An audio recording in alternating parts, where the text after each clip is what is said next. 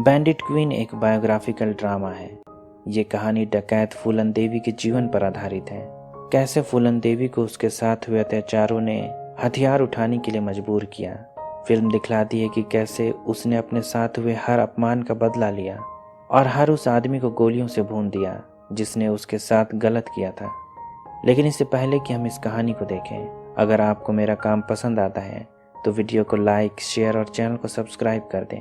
फूलन जब 11 साल की थी, उसके माँ बाप ने उसकी शादी पुतीलाल नाम के एक आदमी से तय कर दी। तब फूलन एक बच्ची ही थी, लेकिन पुतीलाल ने शादी के बाद फूलन को जरा भी नहीं बख्शा और उसके साथ लगातार शोषण करता रहा। पुतीलाल के घर में उससे बचाने वाला कोई नहीं था। उसका यहाँ रहना मुश्किल हो चला था। इसलिए एक दिन वो पुतीलाल के घर से भाग आई। तब उसके पिता ने कहा था कि उसकी बेटी ने अपनी किस्मत अपने हाथों में ले ली है और अब किसी पत्ते की तरह डोलती फिरेगी। काफी हद तक उसने उसके बारे में सही बात कही थी। इसके बाद वो कई सालों तक अपने पिता के घर में ही रही। जब वो करीब 20-21 साल की हुई, गांव के सरपंच के बेटे अशोक ने उसके साथ जबरदस्ती करने की कोशिश की, पर वो उसके विरोध की वजह से ऐसा नहीं कर पाया। पंचायत में इसकी शिकायत की गई तो सारा आरोप उसी पर मढ़ दिया गया कि उसी ने अशोक को अपने पास बुलाया था। गवाह के नाम पर अशोक के दोस्तों ने ही फूलन के खिलाफ गवाही दी। सरपंच, जो कि अशोक का बाप ही है, फूलन को गांव से बाहर निकालने की सजा सुनाता है। जात पात के ढोंगी पैमाने में उनसे नीचे होने की वजह से उन्हें पंचायत से सवाल करने का हक भी नहीं है। ऊपर से गरीबी अलग, थाने और कोर्ट कचहरी का चक्कर दलितों के बस की बात ही नहीं है। दरोगा से वकील तक सब ऊंची जाति के हैं। मजबूरन फूलन को अपने दूर के कजन कैलाश के घर में जाकर रहना पड़ता है। कैलाश चंबल में बागियों के एक दल का सप्लायर है। उन्हें जरूरत का सामान पहुंचाया करता है। एक दिन जब कैलाश बागियों को कुछ सामान पहुंचाने जाता है तो अपने साथ फूलन को भी ले लेता है। यहाँ पहली बार फूलन की मुलाकात विक्रम मल्लाह से होती है। हालांकि तब विक्रम और उसके साथी फूलन का मजाक ही उड़ाते हैं, पर वो उनकी जात की है, इसलिए मन में उसके साथ हुए अन्याय का अफसोस उन्हें भी है। फूलन कैलाश के घर में काफी समय से रह रही है, जो कैलाश की पत्नी को जरा भी पसंद नहीं है। एक दिन वो उसे घर से जाने के लिए कहती है। अपना अपमान उसे बर्दाश्त नहीं होता है, इसलिए वो वापस अपने गांव लौट जाती है। हालांकि कैलाश उसे रोकने की काफी कोशिश करता है, क्योंकि वापस लौटने पर ठाकुर उसे गांव में घुसने नहीं देंगे। उसकी जान को वहां खतरा है, पर इसके बावजूद फूलन गांव वापस लौट जाती है। लेकिन जैसा कि कैलाश को शक था कि उसके साथ कुछ बुरा हो सकता है, वापस लौटने पर पुलिस उसे गांव के किसी आदमी के घर चोरी के आरोप में गिरफ्तार कर लेती है। हालांकि उसने चोरी नहीं की थी, फिर भी थाने में उसे काफी अपमानित किया जाता है। चरित्र पर कीचड़ उछाले जाते हैं। पर फूलन ठहरी चंबल की बेटी। उसने थानेदार को जरा भी नहीं बख्शा। थानेदार को गाली बकने की वजह से उसे बुरी तरह पीटा जाता है। बाद में उसका पिता 25,000 रुपए ठाकुर गुलाब सिंह से उधार लेकर थाने से उसकी जमानत कराता है, पर इसके बदले फूलन को ठाकुर गुलाब सिंह के साथ जाना होगा। लेकिन फूलन गुलाब सिंह के साथ जाने के बजाय वापस अपने पिता के साथ गांव आ जाती है। इसलिए उसे वापस लेने बाबू गुजर का गैंग फूलन के घर आता है। इस गैंग में विक्रम मल्लाह भी है। विक्रम का दिल फूलन और उसके परिवार के प्रति थोड़ा नरम है, क्योंकि वो उसी की तरह एक दलित है। लेकिन बाबू गुजर की बुरी नज़र उस पर पड़ चुकी है। उस शाम जब फूलन उनके गैंग के साथ है, बाबू गुजर उसके साथ जबरदस्ती करता है। विक्रम और गैंग के दूसरे दलित साथी फूलन के कराहने की आवाज़ सुन सकते हैं, लेकिन खून खौलने के बावजूद चुपचाप बैठे रहते हैं। अगले दिन पुलिस मुठभेड़ में गैंग के 2 लोग मारे जाते हैं। इसमें पूरी गलती गैंग के लीडर बाबू गुजर की थी, लेकिन इसके बावजूद उसे अपने साथियों के मरने का कोई भी अफसोस नहीं है। वो तो बीहड़ में फूलन के साथ जोर जबरदस्ती करने में लगा है। इस बात से विक्रम का दिमाग इतनी जोर से ठनकता है कि वो फूलन का रेप कर रहे बाबू गुजर की खोपड़ी में गोली उतार देता है। इसके बाद उसके साथी हर उस बागी को मार देते हैं जो विक्रम के खिलाफ बगावत करता है। अब एक नया गैंग है जिसका लीडर एक मल्लाह है। उसके रहते फूलन पर कोई बुरी नज़र नहीं डाल सकता है। विक्रम ने फूलन को गैंग में जगह दी।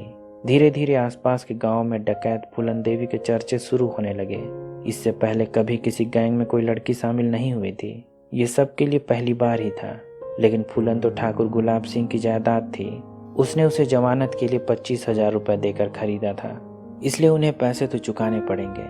उन्हें कोई बड़ा कांड करना पड़ेगा। फूलन विक्रम से कहती है कि क्या 25,000 रुपये देकर वो अब उसका नया मालिक बनना चाहता है। तब विक्रम कहता है कि उसका नाम विक्रम मल्लाह मस्ताना है। वो किसी को खरीदता नहीं है बल्कि दिल जीतता है। गैंग में रहते हुए दोनों को एक दूसरे से प्यार हो जाता है। ठाकुर को पैसे चुकाने के लिए वे बीहड़ में आती जाती ट्रक को पुलिस की वर्दी में लूटते हैं। बड़ी जल्दी फूलन ने भी डकैतों का काम सीख लिया है। वो भी इस लूटपाट में मर्दों के साथ कंधे से कंधा मिला रही है। जल्द ही उन्हें एक खबर मिलती है कि उनके गैंग का असली लीडर ठाकुर श्री राम जेल से छूट गया है। उसी ने ये गैंग बनाया था। जब वो जेल से वापस लौटता है तो बागी कम पुलिस का खबरी ज़्यादा बन चुका है। उसने भी जेल में रहते हुए विक्रम और फूलन के कारनामे सुन रखे हैं। हालांकि वापस बीहड़ लौटने पर गैंग में ठाकुर श्री राम का स्वागत किया जाता है, लेकिन वो तो जैसे केवल फूलन से मिलना चाहता है। जब वो उसे देखता है, उसके साथ सोने की कामना मन में लिए उसे छूने लगता है। विक्रम को यह बात जरा भी पसंद नहीं आती है, पर वो उस समय कुछ नहीं कर पाता है। वो रात भर बेचैन रहता है और फूलन से कहता है कि अगली बार वो उसके साथ ऐसा करे तो उसे गोली मार दे, भले ही वो उनका सरदार हो। एक दिन सुबह सुबह जब विक्रम नदी के पास होता है, कोई उसके पैर में गोली मार देता है। असल में निशाना उसके सीने पर लगाया गया था, लेकिन दूर से निशाना चूक गया और गोली उसके जांघ में जा लगी। किसने गोली चलाई इसका पता नहीं चल सका, लेकिन ये तो तय है कि कोई विक्रम को मारकर फूलन को कब्जा लेना चाहता है। विक्रम ने भी फूलन को सिखाया था कि किसी पर भरोसा मत करना, इसलिए वो ठाकुर श्री राम पर भरोसा करने के बजाय अपने साथ विक्रम को शहर इलाज के लिए ले जाती है। विक्रम के इलाज के बाद जब वे दोनों वापस आते हैं तो फूलन एक बार अपने परिवार से मिलने गांव जाती है। तब वहां उसका पिता उसे वापस अपने पति पुतीलाल के पास जाने के लिए कहता है, क्योंकि लड़की का घर तो उसका ससुराल ही है। इस बात पर फूलन देवी का दिमाग खराब हो जाता है। वो इस बार फिर से पुतीलाल के घर तो जाती है, पर अब पहले की तरह मजबूर नहीं है। उसके साथ अब उसका गैंग है। वे पुतीलाल को उसके घर से घसीट कर निकालते हैं और पूरे गांव में एक गधे में उल्टा बैठाकर जुलूस निकालते हैं। फिर एक सूखे पेड़ में बांधकर फूलन उसकी पिटाई करती है। तब फूलन के दिमाग में अपने बचपन में हुए शोषण की याद उभर आती है। वो भावनाओं में इतना बहक जाती है कि पुतीलाल को इतना मारती है कि उसकी मौत हो जाती है। आज तक किसी ने फूलन देवी का ऐसा रूप नहीं देखा था। इस घटना के बाद वो एसपी के लिए चिट्ठी छोड़ती है कि कोई भी नाबालिग बच्चियों से शादी करेगा तो उसका यही हाल होगा। लेकिन फूलन और विक्रम की जोड़ी ज़्यादा दिनों तक नहीं चल पाती है। श्री राम अपने बनाए गैंग में एक मल्लाह को लीडर होते बर्दाश्त नहीं कर सकता है। फूलन पर भी उसकी बुरी नज़र है। एक दिन जब फूलन और विक्रम बीहड़ में बेफिक्री से रहते हैं, श्री राम के आदमी विक्रम को दूर से गोली मार देते हैं और फूलन को अपने साथ ले जाते हैं। वे उसे ठाकुरों के एक गांव में रखकर बारी बारी से उसका बलात्कार करते हैं। फिर गांव में नंगा करके उसका मजाक बनाते हैं। बेचारे गांव वालों को पता नहीं है कि फूलन का मजाक बनाना उन्हें भारी पड़ने वाला है।